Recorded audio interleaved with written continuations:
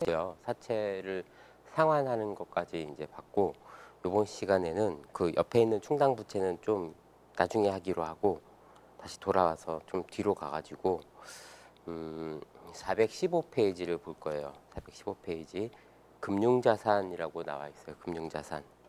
자, 415페이지 뭐 금융자산의 기초 해가지고 나와 있는 거 보면 뭐 이런 것들이 있어요. 뭐 현금이나 뭐 다른 기업의 지분 상품, 주식을 말하는 거 주식. 그리고 거래 상대방에게서 현금 등 금융자산을 후취할 계약상 권리, 뭐 여러 가지 채권들 이런 것들을 다 금융상품이라고 하는데 금융자산 뭐 이렇게 부르는데 그 중에서도 이 챕터에서 지금 다루는 부분은 주식하고 채권에 투자했을 때 뭐 어떻게 회계 처리하는지를 보는 거고요. 사채를 끝나고 이쪽으로 바로 딱 넘어온 이유는 우리 그 7장에서 수취채권과 지급채무 하면서 그 장기할부 판매 이런 거 보면서 매입자하고 뭐 판매자 회계 처리를 같이 봤잖아요. 그렇죠? 현재 가치 평가하면서 장기 매출 채권하고 현재 가치 할인 차금 생각하고 이런 것들을 이제 매입자 입장에서는 또 장기 매입 채무가 돼가지고 생각하고 이런 거 양쪽을 같이 봤죠. 근데 이제 사채를 발행한 회사의 회계 처리를 그 동안에 쭉 했어요. 지난 시간까지. 이번 시간에 이제 그 이어서 사채를 투자한 회사의 회계 처리를 보기 위해서 이쪽으로 넘어온 거예요. 어, 사채 투자자 회계 처리 우리 뭐 판매자, 매입자 이렇게 회계 처리했던 것처럼 반대편에서는 거래 상대방은 어떻게 회계 처리하는지 이걸 보기 위해서 넘어왔고 이 얘기를 하기 전에 어, 금융자산 분류하는 거에 대해서 이제 먼저 볼 거예요. 보시면 416페이지에 금융자산 이제 이렇게 분류하는 게 나와 있는데 상각 후 원가 측정 금융자산 이렇게 해놓고 채무상품 이렇게 되어 있죠. 이게 사채예요. 사채에 투자한 경우에는 상각 후 원가 측정 금융자산이다 이렇게 얘기를 하고 있고 그리고 기타 포괄 손익 공정가치 측정 금융자산 이거는 사채하고 주식이 다 해당이 되는 거예요. 그리고 단기 손익 공정가치 측정 금융자산 이거는 이제 요것도 뭐 사채하고 뭐 뭐지 그 주식이 다 포함이 될 수 있는데 거의 이제 주식인 경우가 많죠. 사채는 뭐 이렇게 단타를 칠 목적으로 보유하는 경우가 별로 없어서 사채도 적용할 수는 있습니다. 가장 흔한 게 이제 주식이 이제 되는 거고 417페이지 보시면 금융자산의 최초 인식. 제가 지금 여기는 간단하게 하고 넘어가는 거는 이 부분은 내용이 많이 어려워요. 어려워서 이제 중급 회계에 가서 이제 뭐 심도 있게 배우는 게 더 좋고 회계 원리에서는 뭐좀 개념적인 부분만 소개해드리기 위해서 좀 짧게 스킵하고 넘어가고 있습니다.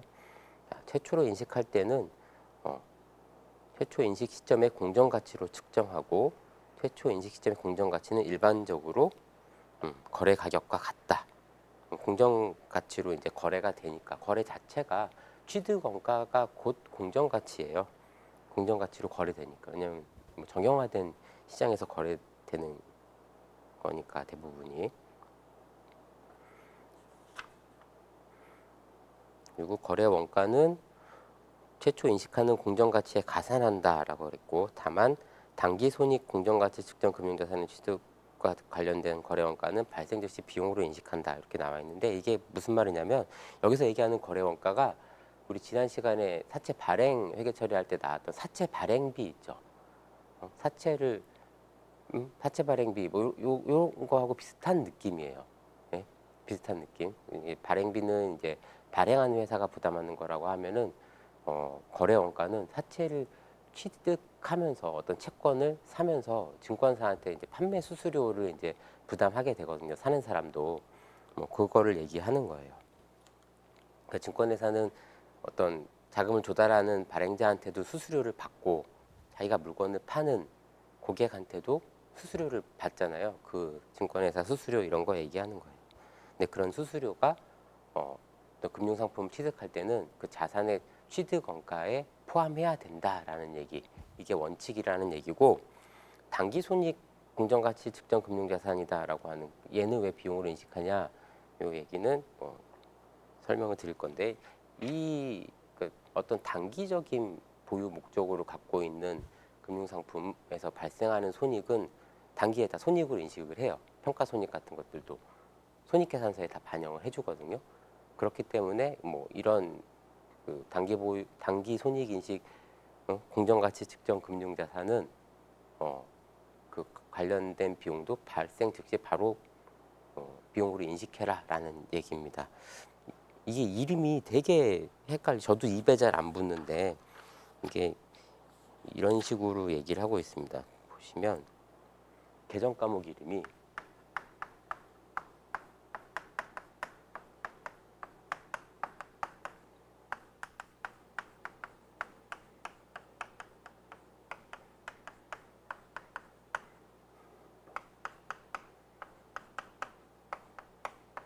이런 식으로 나눠지는데,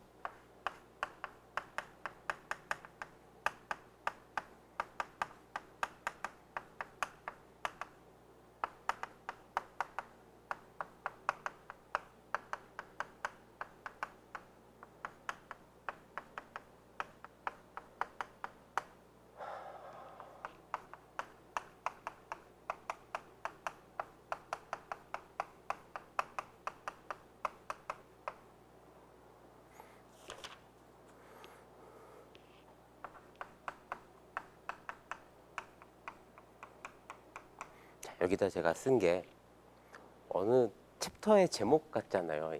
얘네들이. 저 이게 이거예요.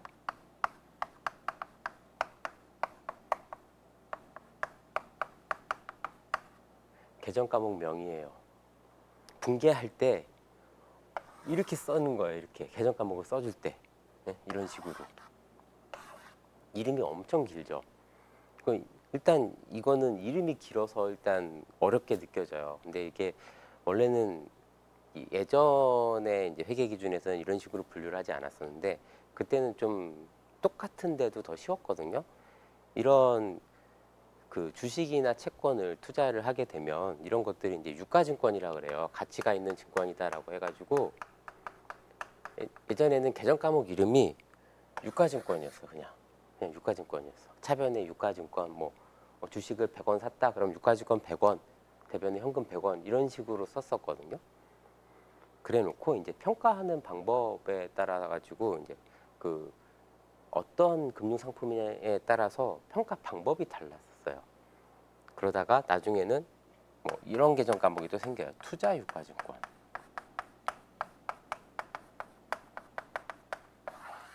유가증권하고 투자 유가증권의 차이는 뭐냐? 얘는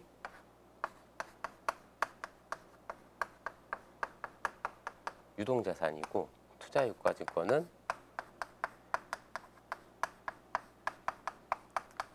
비유동자산이에요.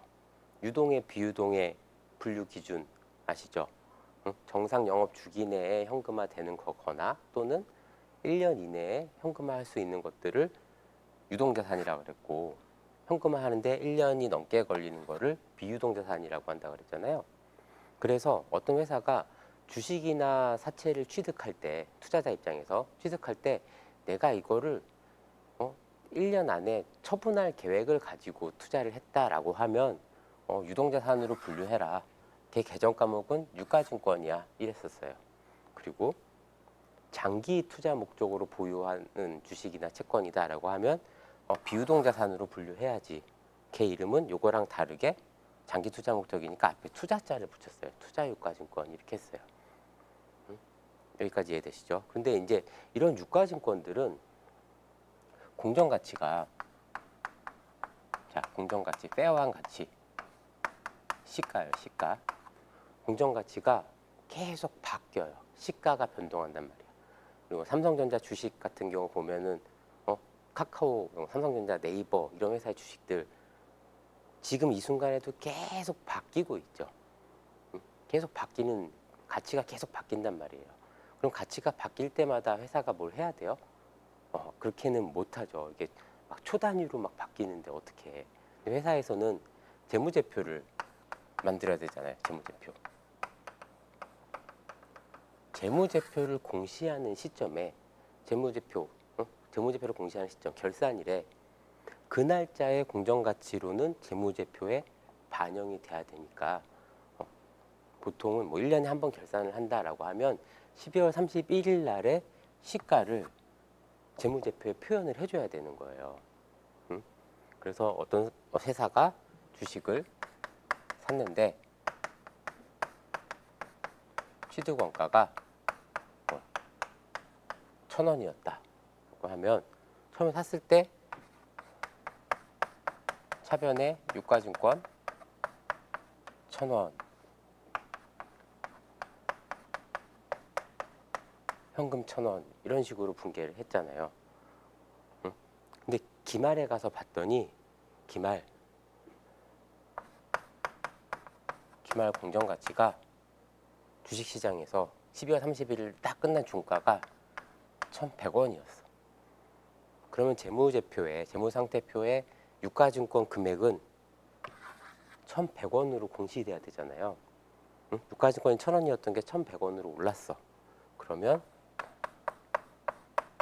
유가증권을 100원 이렇게 늘려줘요. 근데 회사가 실제로 돈을 벌었어요? 아니죠. 그냥 내가 갖고 있는 주식의 가치가 바뀌었을 뿐이야. 아직 현금화한 거 아니에요. 그런 경우 이제 어떤 자산의 평가이익, 유가증권이니까 이렇게 유가증권 평가이익 해가지고 100원 이렇게 분개를 해주겠죠. 만약에 900원이 됐다라고 하면은 유가증권은 100원 줄여주고 유가증권 평가 손실 100원 이렇게 되겠죠. 문제는 이 유가증권 평가 이익을 뭘로 볼 것이냐 이거예요. 자, 이렇게 회계 처리했다. 유가증권 평가 이익 뭐예요? 이익이죠. 이익. 수익이에요. 수익. 수익이 발생한 거야. 그런데 회사의 손익계산서는 주된 목적이 뭐예요? 손익계산서를 왜 만들죠? 이거죠. 경영 성과를 보여주기 위해서 만드는 거예요. 재무상태표는 재산 상태를 보여주기 위해서.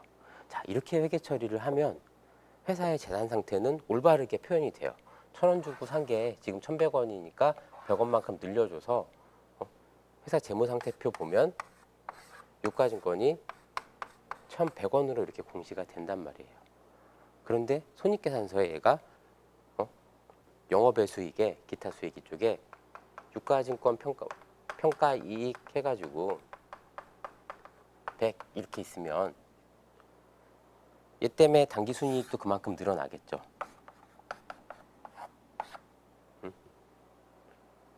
야, 이게 경영 성과야? 주식 그냥 사고 가만히 있었는데 이거를 경영 성과라고 할 수 있겠어? 라는 이제 그 학자들이 여기서 이제 연구를 한 거야. 어떻게 정리를 했냐면, 자, 이 주식을 회사가 단기간 내 처분할 목적으로 샀다라고 하면 얘는 곧 조만간 이익이 실현될 거 아니야. 실제로 팔아가지고 이익을 실현할 거니까 기말 시점 평가 이익을 손익으로 봐도 괜찮겠다. 손익계산서에 그냥 넣어라. 이렇게 얘기를 했어요. 그런데 회사가 만약에 주식을 장기 투자 목적으로 보유하고 있다라고 하면 장기 투자, 장투할 거야. 아니면 그냥 어떤 경영권을 취득하기 위해서 계속 어느 회사의 주식을 막 사고 있어. 이런 경우에는 이 시가의 변동을 경영 성과로 표현해 주는 게 좀 무리가 있다라고 본 거예요. 그래서 장기간 어떤 투자를 위해서 보유하고 있는 주식이다라고 하면 이 유가증권 평가 이익을 손익으로 보지 말자라고 한 거야. 그러면 자산을 이렇게 증가시켰는데 이쪽에 뭐가 늘어나야 되잖아요. 손익이 이렇게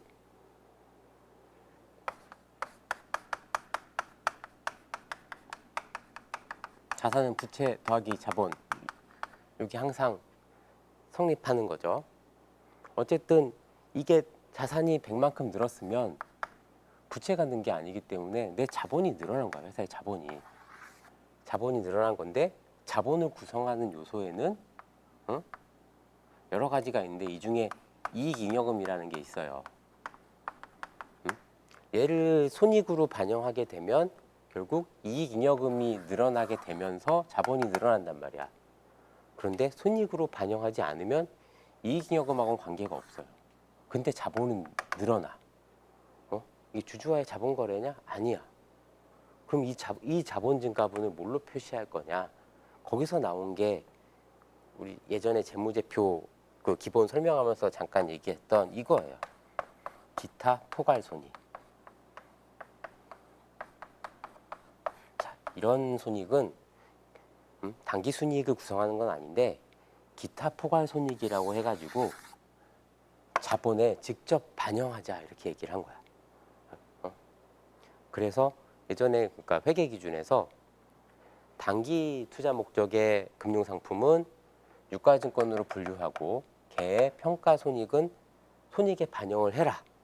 단기 순이익에 반영을 해라 라고 얘기를 했고, 장기 투자 목적의 유가증권은 투자유가증권으로 분류해서 비유동자산으로 공시를 해주고, 관련된 평가손익은 기타 포괄손익의 항목으로 해서 자본에 직접 반영시켜라 라고 한 거예요. 그래갖고 뭐 이렇게 되면 이제 예전엔 이랬어요. 투자유가증권 평가이익이 되겠죠. 이게 장기라고 하면 앞에 투자자가 붙는 거예요. 투자유가증권, 여기도 투자유가증권, 그리고 유가증권 평가이익이 아니고 투자유가증권 평가이익이라고 얘기를 하고, 이런 투자유가증권 평가이익은 기타 포괄손익 항목이다라고 얘기를 했어. 그럼 자본 항목이라는 거는 재무상태표 항목이잖아. 우리 명목계정, 실질계정 얘기했잖아요. 손익계정은 명목계정이고 재무상태표 계정은 실질계정이라 그래가지고 장부를 마감할 때 손익계정은 마감 우리 생각해 보세요. 다 0 없애져 버리잖아요. 내년에 시작할 때 0으로 시작해야 되니까 집합손익으로 다 보내고 이익잉여금으로 보내버린단 말이야. 재무상태표 계정은 잔액을 이월시키죠. 계속 잔액이 관리되는 거예요. 이런 투자효과증권 평가이익은 잔액이 계속 관리돼. 그리고 내년에 뭐 주식이 또 떨어졌다라고 하면은 투자효과증권 평가이익 있던 거를 줄여주고 이런 식으로 회계 처리를 하는 거예요. 자, 이렇게 얘기했을 때는 그렇게 어렵게 느껴지지 않았어요. 근데 지금도 똑같아요. 똑같은데 왜 이렇게 바뀌었냐면 IFRS, 제가 얘기했죠. 우리나라는 IFRS를 그냥 직역해서 번역을 한다고. 직역해서 번역을 했는데 IFRS에서 금융상품에 대한 기준서가 새로 나오면서 이런 항목들은 이렇게 평가를 해라 라고 하면서, 예를 들어 가지고 예전에 그 단기 보유 목적으로 갖고 있는 유가증권을 그냥 주식을 유가증권이라고 한다라고 했으면 걔를 단기의 손익으로 인식하고 공정가치로 평가하는 그런 금융자산이다라고 이렇게 설명을 하고 개정 과목을 이렇게 써버린 거예요. 어떻게 보면 더 쉬운 거야. 개정 과목 이름대로 회계 처리를 해주면 돼. 단기 손익인식 공정가치 측정 금융자산이야 얘는.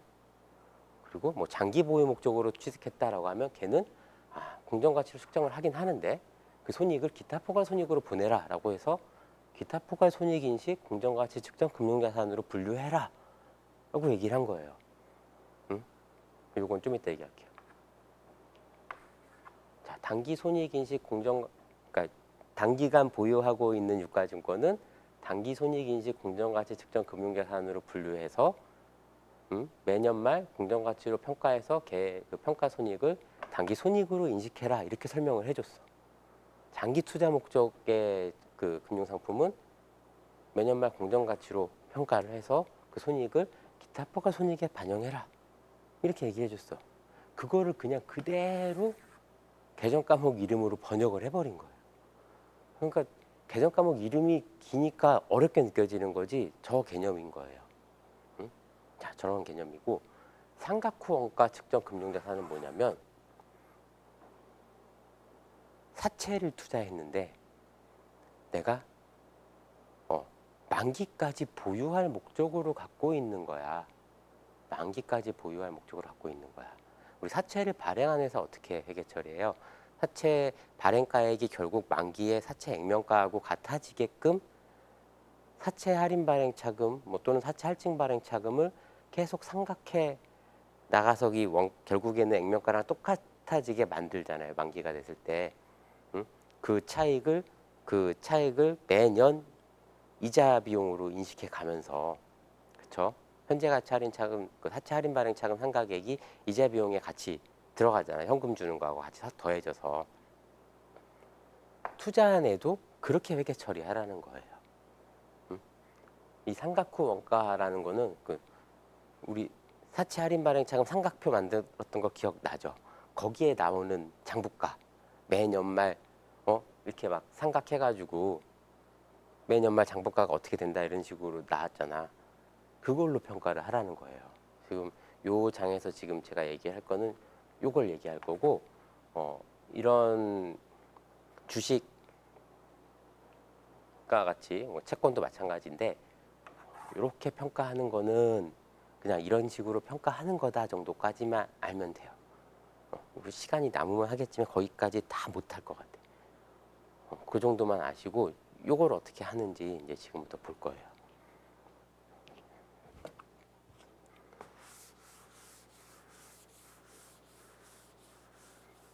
이게 개정 과목 이름이 길고 되게 입에 잘 안 붙고 그래서 어렵게 느껴지는 거지 실제로 많이 어려운 건 아니에요.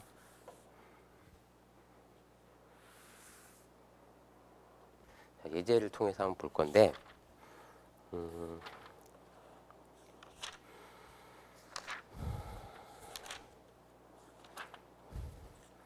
자, 430페이지 투자 채무 상품이라고 있어요. 투자 채무 상품이 사채예요. 사채에 투자한 경우. 어떤 회사가 자금 조달하기 위해서 사채를 발행한 거, 이 회계 처리를 받잖아요. 그러면 이제 어떤 회사는 지금 하는 거는 남이 발행한, 다른 회사가 발행한 사채를 어떤 내가 이자 수익을 얻기 위해서 산 거야. 만기에 원금 보장되고 지금 얼마 주고 사면 몇 년 뒤에 얼마를 줘, 원금을. 그리고 매년 이자를 줘. 이런 거에 투자한 투자자의 회계 처리를 보는 거예요. 자, 예제 6번으로 볼게요. 432페이지. 자, 12월 말 결산법인인 한국은 X1년도 1월 1일에 A사가 발행한 액면 10만 원의 사채를 9만 50원에 취득하고 상각 후 원가 측정 범주로 분류하였다. 자, 상각 후 원가 측정 범주로 분류하였다라는 말이 뭐냐면 이 사채를 나는 만기까지 갖고 있을 거야. 이렇게 의사결정을 한 거예요. 물론 회사의 마음은 바뀔 수도 있겠지만 처음에 생각한 대로 회계 처리를 하는 거죠. 자, 만기까지 보유 목적으로 액면 10만 원에 사채를 샀어요. 액면가 10만 원.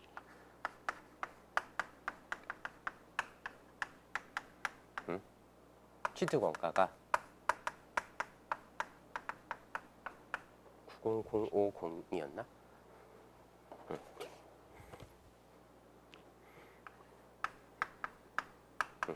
여기서 얘기한 제가 지난번에 얘기했던 이 이자율 R이 나중에 결정된다라는 얘기가 이 얘기예요. 사채를 어쨌든 이렇게 거래된 거잖아요. 액면 10만 원짜리 사채가 이렇게 거래된 거잖아요. 응? 자, 요 사채는 지금 요 돈을 주고 사면 90050을 주고 사면 표시 이자율이 6%니까 만기 3년이겠죠. 3년. 이렇게 이자를 매년 말 6,000원씩 주고 만기에 10만 원을 주는 이 사채예요. 나는 이 돈을 주고 샀어. 지난 시간에 했던 거는 발행하는 회사가 자 매년 6,000원의 이자를 주고 만기에 10만 원짜리 사채를 발행한다라고 했을 때 시장 이자율이 몇 프로면 발행가가 얼마가 될까 이걸 했잖아요.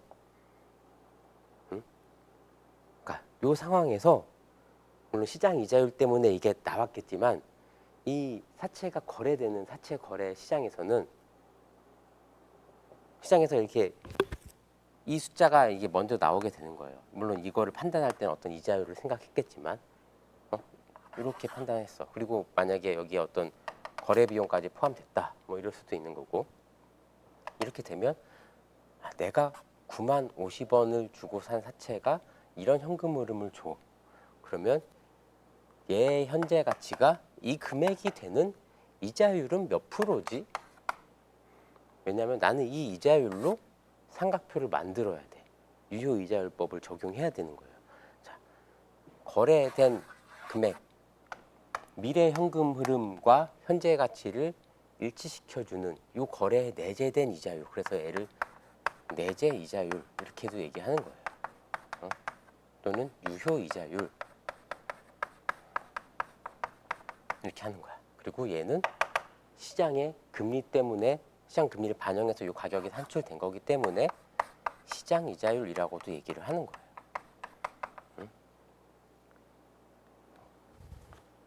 그래서 여기서는 지금 이렇게 되는 할인율이 10%다 이렇게 얘기를 해줬어요. 지금 10%. 그러면 이 사채의 삼각표를 한번 만들어 볼게요. 이렇게 되는 거죠. 유효이자 또는 뭐 실질이자 이렇게 쓰면 돼요. 액면이자. 지난 시간에 했던 거랑 똑같아요. 그리고 삼각의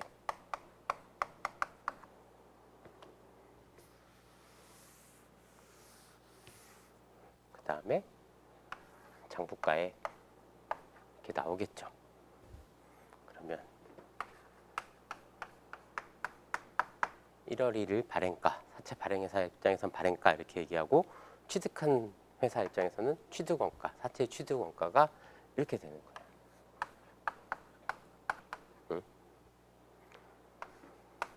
1년이 지난 다음에 이자 수익을 인식해야죠. 사채 투자한 애는 이자 수익을 요 거래의 내재 이자율로 요 알 10%로 인식을 하는 거예요. 90050의 10% 하면 9005가 되겠죠. 그런데 나는 실제로 이자를 6,000원만 받았어. 그 차액 3005만큼 상각을 하는 거죠. 그러면 사채 장부가가 어떻게 돼요? 요만큼 이제 늘어나겠죠. 93055 이렇게 되겠죠. 그 다음 연도에는 여기에 10% 이자를 인식해서 9306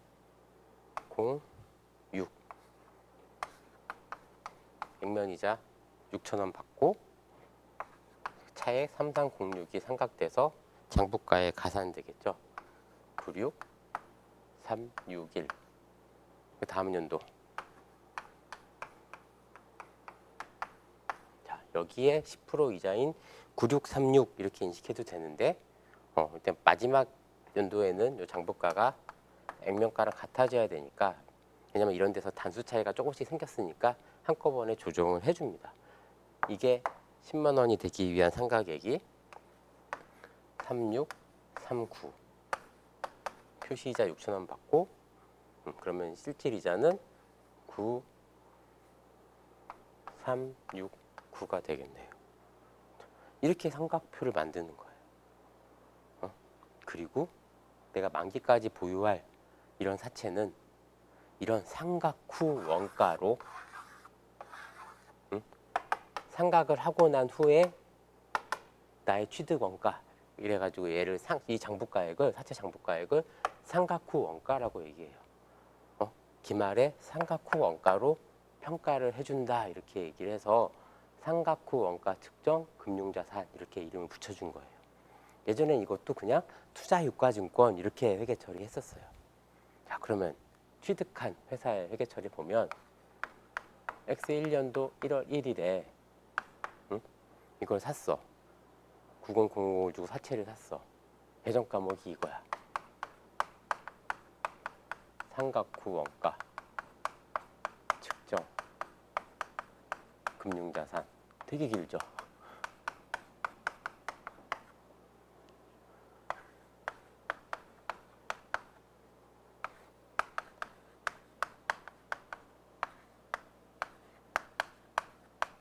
이렇게 분개를 해요. 그 다음에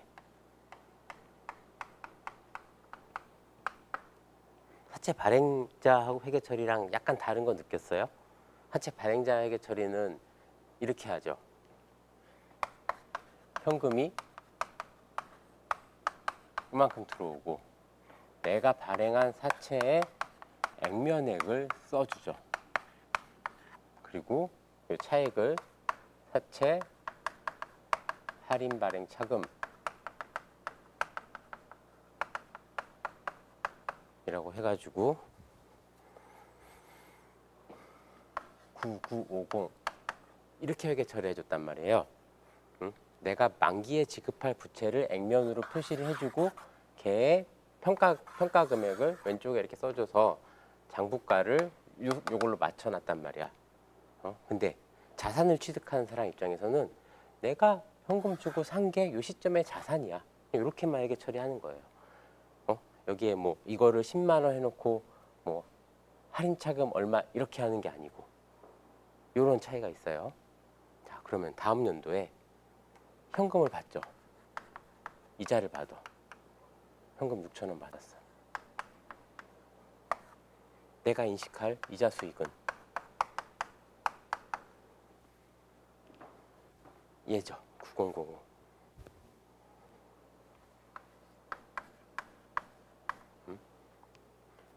이 상가액만큼 이쪽에 써줘야 되죠. 3005가 와야 되죠.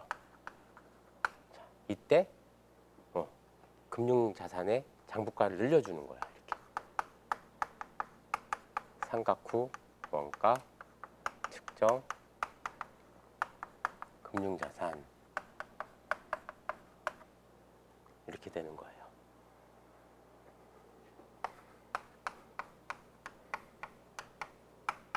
다음 연도에도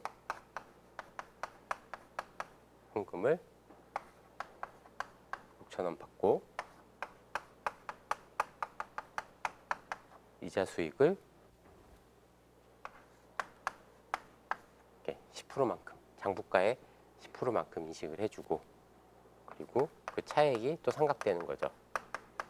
상각 후 원가 측정 금융자산의 장부가가 늘어나게 되는 거예요. 그만큼.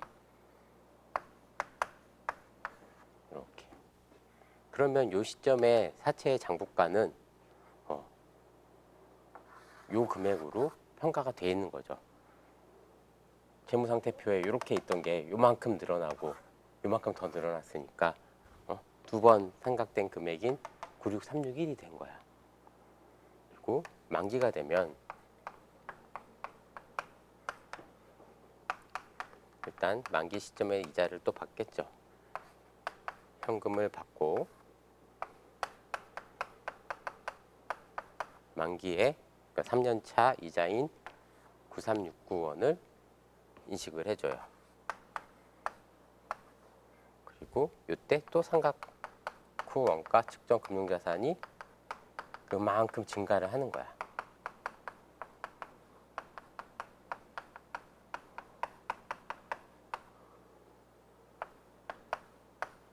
이렇게. 그리고 원금을 돌려받아요. 현금을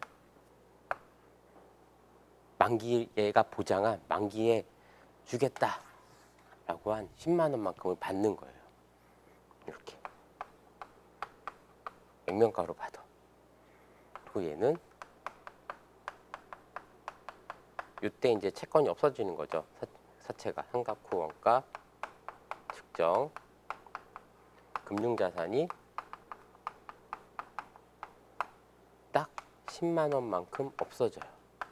내가 90050을 주고 산 사채가 만기에는 10만 원을 받고 10만 원을 이렇게 없애주는 회계 처리를 하게 되는데 여기에 10만 원이 나오는 이유는 매년 이만큼 주고 산 사채를 이렇게 금액을 증액시켜줘서 10만 원으로 만들어 놨기 때문에 이런 분개가 가능해지는 거죠.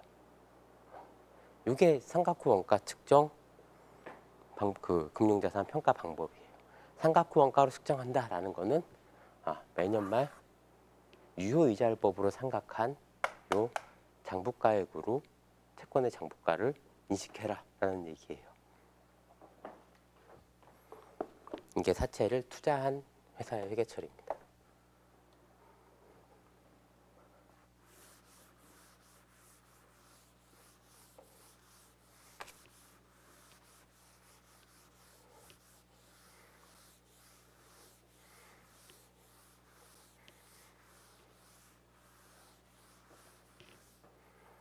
이 교재 보면 이제 사채 같은 경우에도 기타 포괄 손익 공정가치 측정 금융자산으로 분류될 수도 있어요. 이런 경우는 사채를 사면서 나는 만기까지 보유할 목적은 아니고 어떤 금리 변동을 예측해가지고 시장의 이자율이 10%보다 뭐 떨어지고 그러면은 이 장부가가 이게 발행가가 낮아지잖아요. 동일한 사채에 대해서 시장 이자율만 달라져도 시중의 금리가 달라지면 그 시점에서 발행되는 사채 가격은 달라지겠죠. 그런 걸 이용해 가지고 이 채권의 가격이 중간에 사채도 중도 상환도 할 수 있고 막 그런다 그랬잖아요. 채권 갖고 있는 사람도 다른 사람한테 또 팔 수도 있는 거야. 왜냐면 얘는 증서니까 주식처럼 사고 팔 수가 있어요. 채권도. 그래서 어떤 뭐 가격 뭐 차이를 시세 차익을 노리기 위해서 중간에 팔 수도 있다. 그렇게 생각을 하게 되면 개정 과목을 기타 포괄 손익 인식 측정 기타 포괄 손익 인식 공정 가치 측정 금융 자산으로 분류를 해 놓고 삼각 후 원가로 평가를 하면서 매년 말에 삼각 후 원가로 측정한 그 삼각된 금액하고 그때 시장 이자율에 의한 요 사채의 공정가하고 비교를 해서 그 차익만큼을 기타 포괄 손익으로 반영을 해주는 회계 처리를 하게 돼요. 많이 복잡하겠죠. 이런 것들은 이제 중급회계에 가서 하는 걸로 하고 다시 이제 앞으로 돌아갈게요. 앞으로 돌아가서 재고 자산을 할 차례인데 우리가 그래도 10장을 했으니까 뒤에 짤막하게 충당 부채가 나와요. 양도 얼마 안 많아. 한 서너 장 이렇게 있거든요. 그 간단하게 설명만 하고 넘어갈게요. 충당 부채는 뭐냐면 교재 397페이지입니다. 397페이지 충당 부채는 지출의 시기나 금액이 불확실한 부채를 말한다. 부채인데 불확실하대요. 이게 어떤 거냐면 현재 의무로 이를 이행하기 위해서 경제적 효익이 내재된 자원이 유출될 가능성이 높고 금액을 신뢰성 있게 추정할 수 있으므로 부채로 인식한다. 이게 뭐지? 그런 거예요. 회사가 남한테 뭐 줘야 될 돈 뭐 이런 것들은 이제 명확하게 딱 부채다 이렇게 알 수 있잖아요. 그런데 이 그런 경우 뭘 예를 들까? 어떤 회사가 물건을 팔았어요. 물건을 팔았는데 제품의 보증 기간이 있어. 내가 1년 동안 무상으로 AS를 해준다. 뭐 이런 거 그런 게 있는데 그 AS 하는데 돈이 들잖아요. 돈이 들어. AS 하는데 돈이 들어. 근데 내가 판 거에 대해서 이게 AS를 얼마나 할지 잘 모르겠어. 그런 경우 있겠죠. 아니면은 경험상 10을 팔았으면 그 중에 1은 내가 이제 뭐 AS를 해줘야 돼. 뭐 이런 게 이제 경험치로 쌓여서 어떤 합리적으로 예측이 된다. 그리고 내가 AS를 할 때 비용이 어느 정도 들더라. 이런 게 이제 회사 경험상 알고 있겠죠. 그러면 내가 물건을 이만큼 팔았으면 1년 동안 내가 이 보증해주는 기간 동안 내가 보증 업무, 뭐 무상 수리 업무 이런 걸 해줘야 되는 미래에 나의 경제적 자원이 유출되는 거를 예상을 할 수 있잖아요. 그런 것들을 부채로 반영해 주는 게 충당 부채예요. 충당 부채.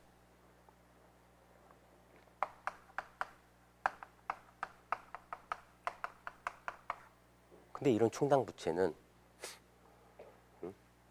우리 회계적 사건이 되려면 어떻게 해야 돼요? 자산 부채 자본의 변동을 가져오고 그게 화폐 금액으로 딱 알 수 있어야 되잖아요. 충당 부채라는 거는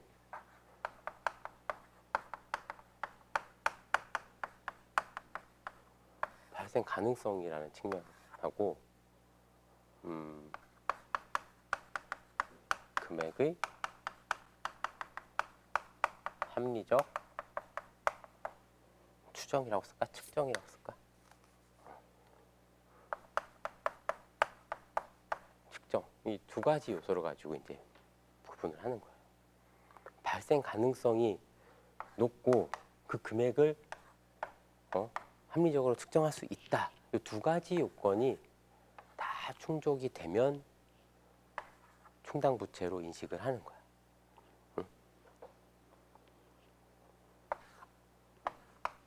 뭐 이런 식이죠. 제품 보증,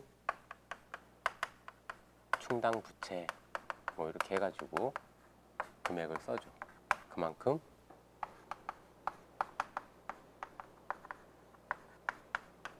제품 보증 손실이나 제품 보증 비용이나 이런 걸로 바로 반영을 해주라는 얘기예요. 이걸 둘 다 알 수 있으면. 근데 발생 가능성은 높은데 이걸 잘 모르겠어. 또는 이 금액은 내가 알 수 있을 것 같은데 정말로 발생할지를 잘 모르겠어. 이런 경우가 있을 수 있잖아요. 응? 이게 엔드 조건이에요. 둘 중에 하나만 있는 상태다. 아니면은 둘 다 모르겠다. 이러면은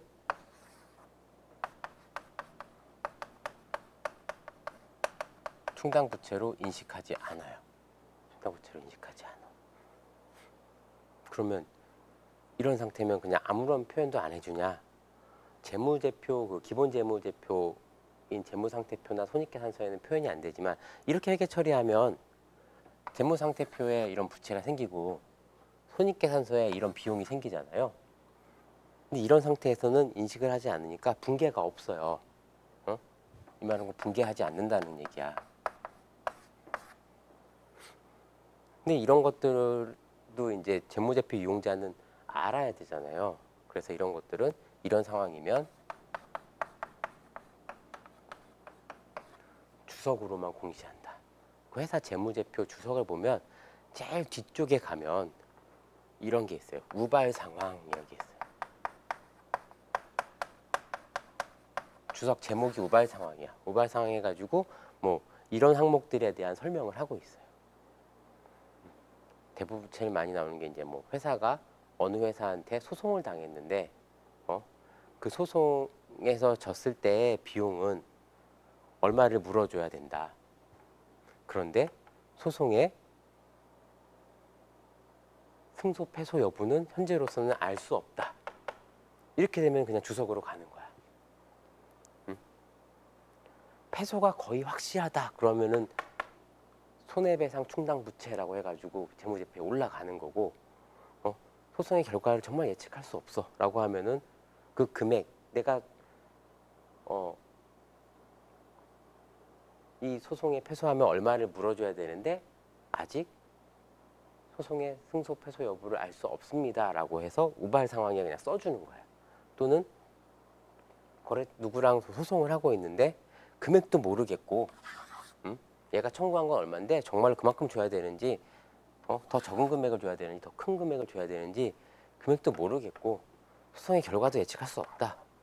이런 것도 써주는 거야. 써주는 거. 이런 게 있으면.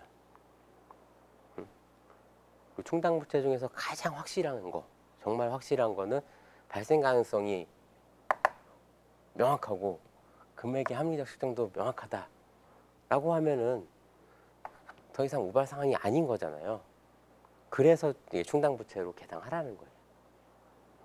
근데 아직 당장 발생한 부채는 아닌데 미래에 대한 손실을 대비하기 위한 거. 가장 대표적인 충당 부채가 뭐냐면, 이건 회사마다 다 있는 충당 부채가 뭐냐면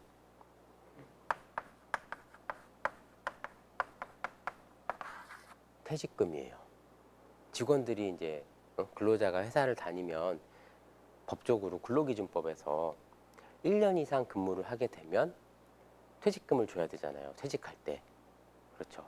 그 회사에서는 모든 직원들이 다 퇴사했을 때에 줘야 되는 퇴직금을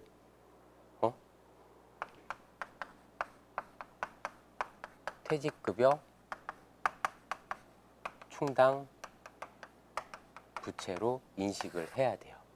이 퇴직급여 충당 부채라는 거는 기말에 전 종업원이 다 퇴사를 한다면 회사가 줘야 될 퇴직금 이거예요. 퇴직급여 충당 부채. 상대 계정은 퇴직급여예요. 그러면 회사는 그렇게 많은 비용을 매년 인식하냐? 기말에 전 직원이 퇴사할 때 줘야 될 퇴직금만큼을 아니죠. 이 퇴직금은 매년 1년 근무하면 보통 한 달 월급만큼 올라가거든요. 매년 1년치씩 인식하는 게 재무상태표에 있는 퇴직급여 충당부채 잔액이 되는 거지. 그렇죠? 그리고 정말로 퇴사를 하게 되면 우리 대손충당금도 손실에 대비해서 쌓아놨다가 정말로 채권이 떼이게 되면 충당금을 써먹잖아요. 이런 거예요. 퇴직급여도 직원들이 근무하는 기간 동안에 퇴직급여라는 비용으로 인식하고 가는 거예요. 그러다가 정말로 퇴사를 하게 되면 퇴직급여 충당부채에서 빼주고 돈을 주는 거예요. 퇴사하면 이 퇴직급여 충당부채를 줄여주고 그만큼 이제 현금으로 주는 거죠. 퇴직할 때 퇴직급여가 발생하는 게 아니고 이 퇴직급여는 종업원이 근무하는 기간 동안 발생을 하는 거야. 이렇게 해야지 수익비용 대응의 원칙에도 맞고 이 종업원이 근로를 제공하는 기간 동안에 회사가 인식할 비용 매월 주는 급여 플러스 퇴사를 대비한 퇴직급여까지 그 해의 비용이 되는 거고 근무한 해의 비용이 되는 거고 그리고 이 퇴직급여 충당부채를 이렇게 계상해 놓으면 얘가 회사가 줘야 될 그 퇴직금 부채가 공정하게 평가가 되겠죠. 자산부채 평가에도 적합하고 이런 게 이제 퇴직급여 충당 부채 해결처리예요. 그렇고 실제로 이게 문제가 된 게 뭐냐면 회사 보면은 이 퇴직급여 충당 부채 금액이 엄청 많아요. 매년 퇴직급여를 인식했기 때문에 종업원이 퇴사를 많이 하면 이제 이게 없어지고 현금이 나갔겠죠. 그런데 이제 이런 문제가 생긴 거죠. 회사가 경영을 잘 하고 있으면 괜찮은데 퇴직급여 충당 부채는 쌓여 있는데 비용을 인식하면서 실제로 회사가 이 충당 부채를 지급할 능력이 있느냐? 정말로 직원들이 다 퇴사하면 또 줄 돈이 있어? 회사의 현금 장부는 그만큼의 돈이 없는 경우가 있을 수 있잖아요. 약간 다른 얘기까지 그냥 이어서 하는 거예요. 그냥 도움이 되는 얘기니까. 그래서 이제 정부에서 이제 정책을 지금은 다 정착이 됐어요. 몇 년 전부터 해가지고 한 10년 된 것 같아. 회사는 뭐 이런 얘기 들어봤죠. 퇴직연금, 퇴직연금 이런 상품에 가입을 해서 종업원한테 줄 이 충당부채 매년 퇴직급여로 인식하는 비용을 이런 거에 넣어서 돈을 묶어놔라. 이게 법으로 강제화한 거예요. 강제화한 거야. 강제화해서 그렇게 되면 이제 뭐 이런 개정 과목이 생겨요. 뭐 퇴직보험 예치금, 퇴직보험 예치금이라는 게 생기고 회사가 현금으로 실제 납부하는 거죠. 그럼 얘는 어떤 회사가 갖고 있는 금융상품 같은 거야. 종업원이 퇴사할 때 외에는 쓸 수가 없는. 그리고 이게 퇴직급여 충당부채의 차감적 평가 계정으로 표현이 돼요. 차감 계정으로. 그러니까 부채에 회사가 줘야 될 퇴직급여 충당 부채가 10만 원 있다. 응? 근데 그 중에 퇴직보험 예치금으로 한 9만 원이 적립되어 있다. 이런 식으로 표현이 되는 거예요. 응? 이 법이 처음에 생겼을 때는 뭐 40% 이상을 넣어야 된다. 그리고 몇 년 이내에는 100%까지 만들어야 된다라고 그래서 요새 이 퇴직급여 충당 부채 있는 회사들 보면 요 차감되는 것까지 하면 금액이 아주 적거나 아니면은 뭐 딱 이게 0이 떨어지게 하는 회사도 있고 그래요. 아니면은 매년 이거를 인식하기 싫으면 퇴직금을 매년 중간정산해서 현금으로 주는, 옛날엔 그렇게도 많이 했어요. 1년에 한 번 월급을 한 번 더 주는 거야. 퇴직금 미리 주는 거야 라고 하면서 그런 경우도 있었고, 요즘에는 이제 이런 것들을 이제 이게 중급회에 가서 배우는 거야. 확정급여형이라고 얘기를 하고, 반대로 확정기여형이라고 있어. 확정기여형. 확정기여형은 뭐냐면 퇴직급여 충당 부채를 인식하지 않아요. 매년 퇴직급여 하면서 정말로 현금으로 주는 거야. 주는 건데 이 현금을 종업원한테 월급으로 그냥 돈으로 주는 게 아니고, 이런 퇴직연금 종업원 명의의 퇴직연금 계좌에 입금을 해주는 거예요. 응? 이 퇴직연금 계좌도 여러 개가 있잖아요. 뭐 증권사 계좌도 있고 보험회사 계좌도 있고 은행 계좌도 있어요. 그 다양한 어떤 뭐 연금 상품들로 막 운용을 하는 건데, 이렇게 그 회사가 퇴직보험 예치금을 가입하게 되면 이거는 회사의 자산이에요. 물론 사용은 제한되어 있는 거죠. 사용이 제한되는 회사의 자산이고, 회사가 이 퇴직연금을 관리해. 그래서 직원이 여기서 이제 이익을 낼 수도 있고 손해가 날 수도 있고 하잖아요. 금융상품이니까 회사가 이 퇴직연금을 관리하면서 이 연금을 운용하면서 직원들이 퇴사할 때 이제 해당되는 퇴직금만큼 주는 거예요. 근데 반대로 이런 퇴직 확정 기여형 같은 경우에는 매년 종업원한테 이 퇴직연금 계좌에 돈을 넣어주고 이 연금의 관리는 종업원이 하는 거야. 회사 입장에서는 이 확정 기여형이 더 저렴해요. 왜냐하면 이 퇴직금에 계산하는 논리가 퇴직 직전 평균 3개월 급여에다가 근속연수를 곱하거든요. 응?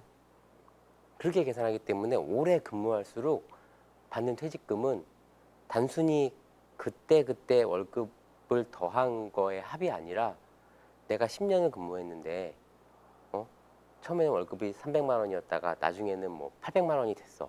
10년 차에는.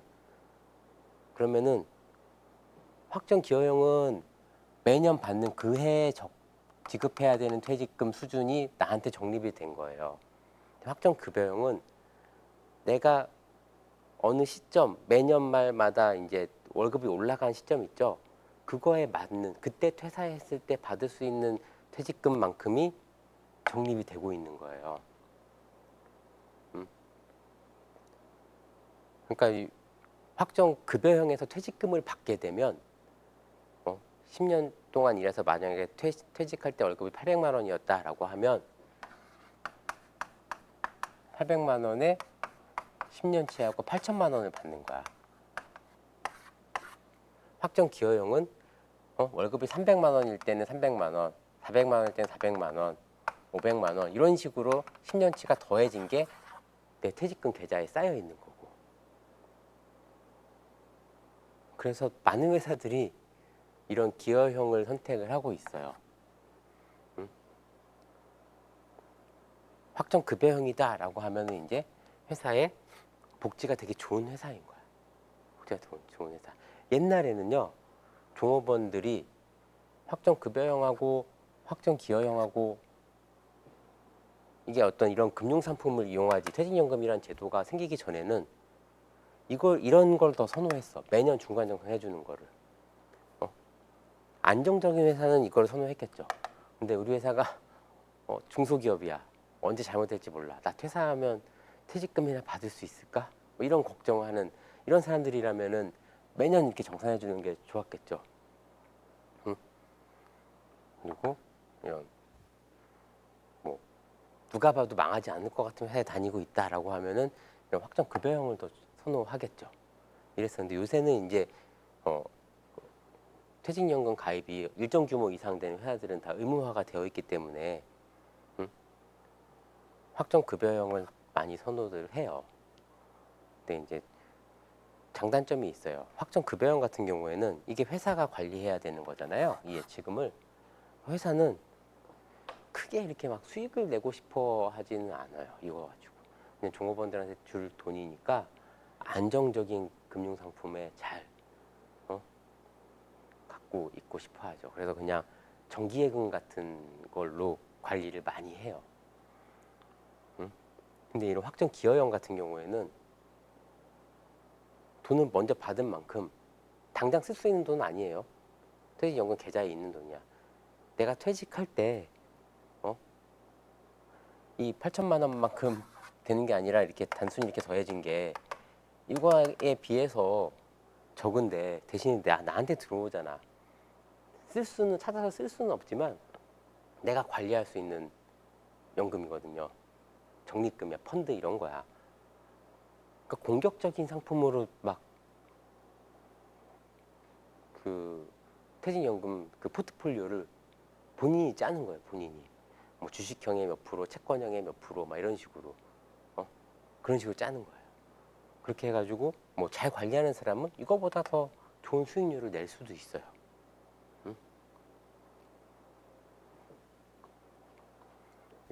이런 거 이제 대표적인 충당부채예요. 그 회계 원리하면서 퇴직급여 얘기를 할 일이 별로 없어서 여기서 그냥 잠깐 얘기를 했습니다. 이렇게 알아두시면 되고, 자, 그 다음에 이제 재고자산을 할 거예요. 잠깐 쉬었다가 할게요. 한번 끊어주세요.